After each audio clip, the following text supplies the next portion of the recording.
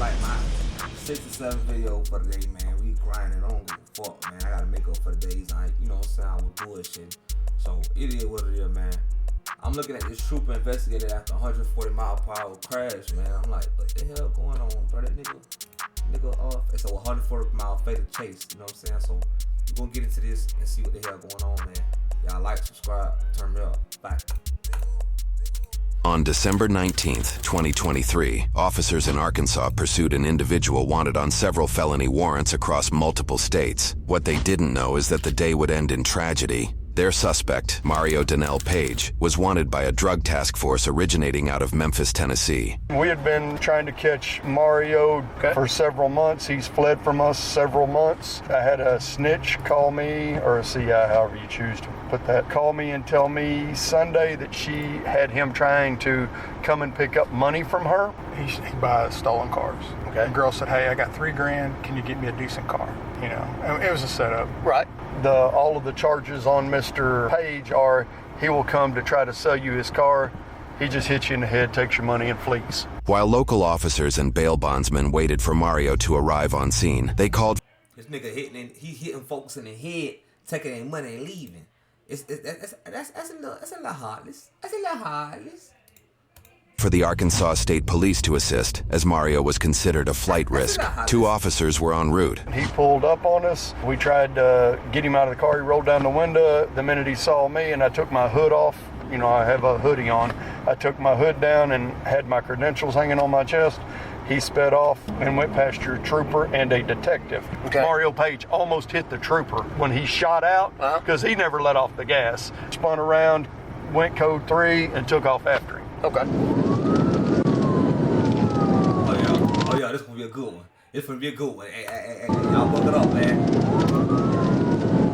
Shout out Midway Safety for the video.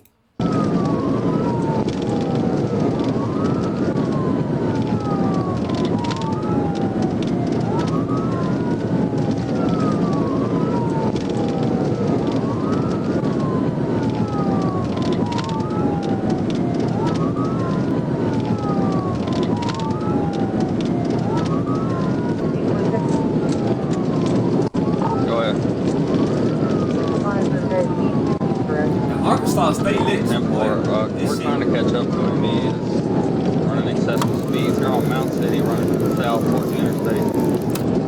It's like the only thing to do with Arkansas is commit crime.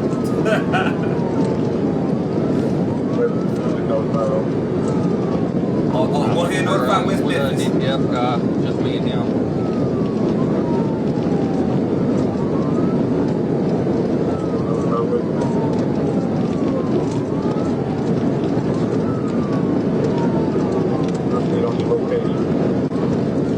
Still south on Mound City, headed towards West Memphis. It makes sense why he's trying to buy stolen cars. He just left where he is. Drugs, my nigga. You dealing drugs and shit. It's a white Chevy Impala with tinted windows. Tennessee. You know what I'm saying? Hit the road, interstate, state boys on the highway.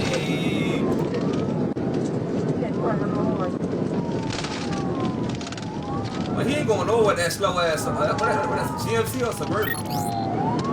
25 to get close.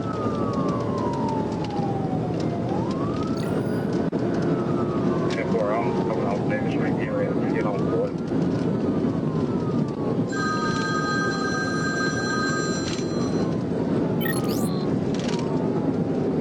Okay, there he go right now, nigga. He fish slide.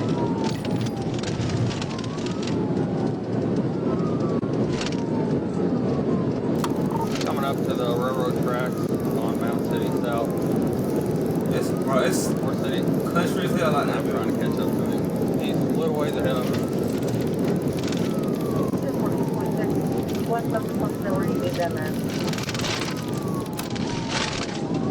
We're probably about to get on the interstate.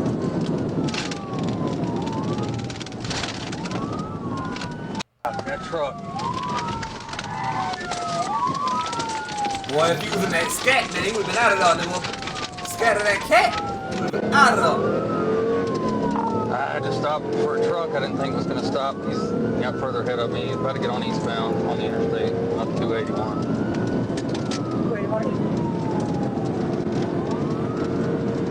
then dude said he had a snitch informing him he was finna pull up. You know what I'm saying? Finna buy a car, finna hit upside the head with, he take the cash. He whack.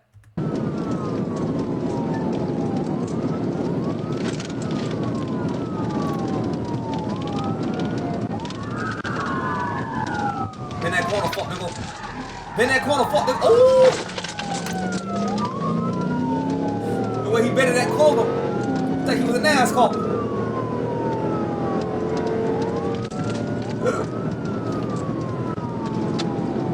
Go get him, Shell, go get him. He's passing on the shoulder, 282 eastbound. That shit is so dangerous, bro. Still about a quarter mile ahead of me.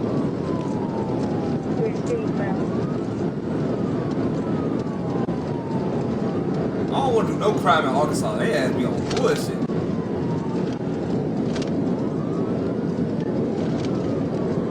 I'm having a day. 283. Well, where you from? I'm from Arkansas. Oh, that boy ain't moving. He ain't going nowhere. Okay.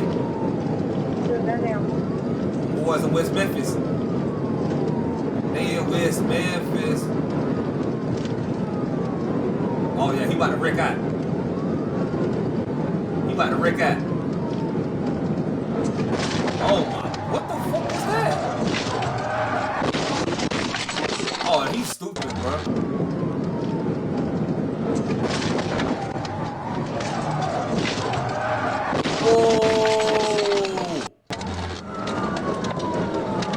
Nah, he killed that nigga, bro. Oh shit. TVI wrecked out 284.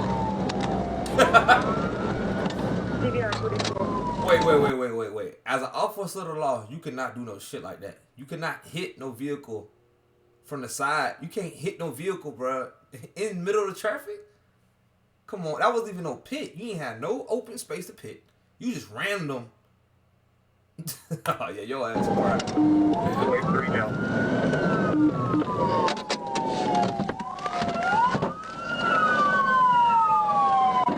There's multiple units on scene. We doing felony takedown. We're not getting a response right now. Not response. He broke the barrier, bro. 10-4, West Memphis has first responders and EMS tech. According to police reports, trailing officers pulled over and quickly ordered Mario at gunpoint to leave the vehicle. After they continually received no response, officers approached. The secondary officer details this scene in a post-incident interview. Came along the driver's side of the car because it was resting on its roof. Was able to bust the driver's side rear window. Of course, it had the side curtain airbag, at which time I took a knife to cut the airbag so that we could see into the vehicle, at which time I found a black male. Lower half of his body was in the front driver's seat, in between the passenger and driver's seat, with his upper torso in the back. His arms were crossed, his chest wasn't responsive, kind of gasping for air. Eyes were not open. It was just like in my 30 years, I call it a death rattle. Okay. It's that last gasp breath. This time EMS arrived. He actually went in the vehicle, and I believe he was the one that checked to see if he had a pulse and all that. And he advised he did not have a pulse. Paramedic advised he don't have a pulse. It is not like they give a fuck about this nigga, no way. They was already chasing him down for some drug charges, so they ain't give a fuck about that man's life. But at the end of the day, they gotta do their little bullshit interviews and you know what I'm saying, for paperwork and stuff. They gotta do their paperwork, make an incident report and all that fuck. You know what I'm saying? All that shit. You know what I'm saying? The most they gonna give him is probably office duty or some shit like that. And send his ass on his way. Mario was pronounced dead at the scene shortly after by emergency medical services. Outside of the vehicle rolling numerous times, it is likely that he was not wearing his seatbelt based on his placement, lowering his chances of survival even more. An investigation was opened to determine if any wrongdoing resulted in Mario's passing. According to news sources, this investigation placed Trooper Garrett James Byrd on paid administrative leave until the investigation was resolved. In a press Paid administrative leave. That's all they're gonna do. His ass gonna be right back on the release by the department. They attributed the cause of the crash to Mario hitting the brakes at 140 miles per hour prior to Trooper Byrd's pit or TVI maneuver attempt. Using Dashcam and Google Earth do that. references, we found their speed estimation to be fairly accurate. We calculated that the officer's average speed 5 seconds prior to the collision was 136 miles per hour. Typically, PIT or TVI maneuvers at these speeds are limited to deadly force situations at many agencies across the United States. One example policy from the state of Minnesota crazy, discourages PIT maneuvers at over 40 miles per hour, and in certain situations, at over 25 miles per hour. However, the Arkansas State Police are a rare agency that allows PIT maneuvers for most pursuits, as their policy doesn't list any Yeah, Arkansas gonna pitch your ass if you doing 200. They don't give a goddamn. They gonna pitch you ever, bro. I seen that in these videos. They don't care. speed recommendations for them, nor does it correlate speed as a prerequisite for use of deadly force in these maneuvers. In the pursuit report submitted by Trooper Byrd, it lists there were no methods of forcible stops utilized, and that the primary reason the pursuit ended was due to Mario hitting the guardrail. Trooper Byrd shared what he recalled during an investigative interview. All right, it's Friday, December 22nd, 2023, and I'm at the Crittenden County Sheriff's Office Dispatch Center with Trooper James Byrd and his attorney, Russell Wood. I went back in over towards the left lane, which he was still in, to attempt to perform a tactical vehicle intervention, or TVI, and I Nigga said he had a snitch that tipped him off and told him he was trying to buy the car. don't know if he anticipated what was coming and was just trying to get... Nah, but he was dead ass wrong for hitting bitches inside the head and keeping the money and taking their car. You greedy as fuck, nigga. You know what I'm saying? Hey, man, I can't say you got what you deserve, but it got there, you know.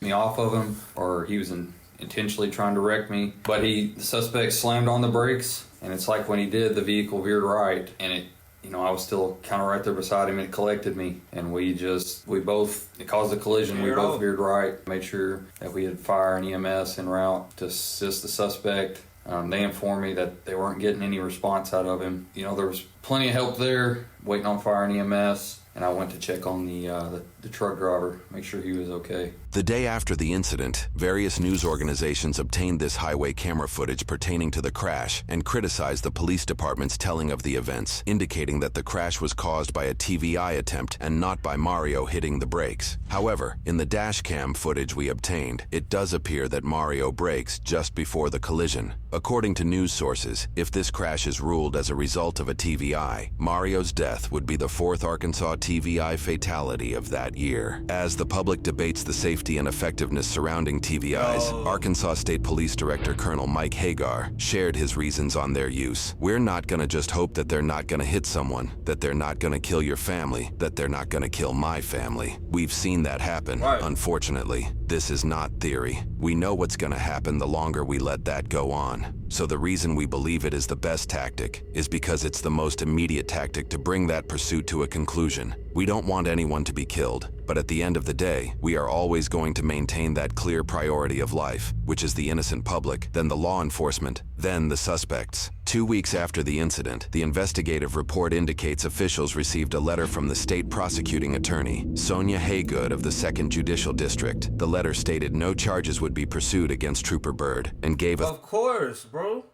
They not finna charge this cracker, man. That man just doing his job. It just so happened he made a little mistake. That nigga died, man. Fuck, you know what I'm saying? You feel me? Nigga should have been doing what the fuck he had to do. He wouldn't have been in that situation. Straight like that. I don't give a fuck what those nigga talking about. authority to close the use of force review as justified, specifically spelling out that Mario caused the crash. That's a fact. Imagine your people on the road, on the highway in Arkansas, trying to get home, and this stupid ass nigga decide to ram into your people and hurt your people. Then what? You think you gonna give a fuck about that nigga? No. So they did what they had to do, man. Shout out to them boy Arkansas, man. They doing that thing. And that Trooper Byrd did not complete a TVI. Now, the PIT maneuver, short for Precision Immobilization Technique, or Tactical Vehicle Intervention, has been used by law enforcement since the 1980s. And although using it comes with much controversy, in my opinion, I do believe it's a great tool used by police to catch fleeing criminals. And when these officers are close to the fleeing vehicle, think about the courageous actions it takes to do this, because the police officer is putting his safety and possibly his life on the line to keep the public safe. Now, many highway patrol officers and state troopers do use the PIT maneuver. And whether you agree or disagree, at the end of the day, it's that they're wanted, they're not going to go quietly to prison. And keep in mind that these agencies have been trying to catch this male for a few months now, so the male is probably getting desperate. But when the bondsman and local police locate the male, he speeds off, nearly hitting an Arkansas state trooper. So we do see the disrespect for the law and the disregard for human life that he's displaying. And now police are in pursuit of this guy, and he's traveling at dangerously high speeds. And at this point, we see the marked vehicle become the lead vehicle. And that, of course, so the public and other police vehicles can identify what's going on and travel safely during these pursuits. And here that he immediately straightened out his wheel, but he did have a tractor trailer in front of him. So that, coupled with the speeds that they were traveling at, is what I believe caused him to crash into the right side of the trailer. And this was hard to watch because then we see the suspect's vehicle enter the right lane, go through the guardrail, and come to rest on its roof. Now lastly, after seeing this, of course, many of us will have an opinion, but we have to remember nothing about a police officer's duties can be predicted. But with that being said, there were certain decisions that the suspect made that brought him to this conclusion. And unfortunately, those decisions brought him to this tragic end. But the Arkansas State Trooper was just doing what he was trained to do, and that's protecting the public. Damn. Without further ado, man, that's the end of this video. Y'all like, subscribe, share, man, comment. Y'all already know all the good shit, fight shit.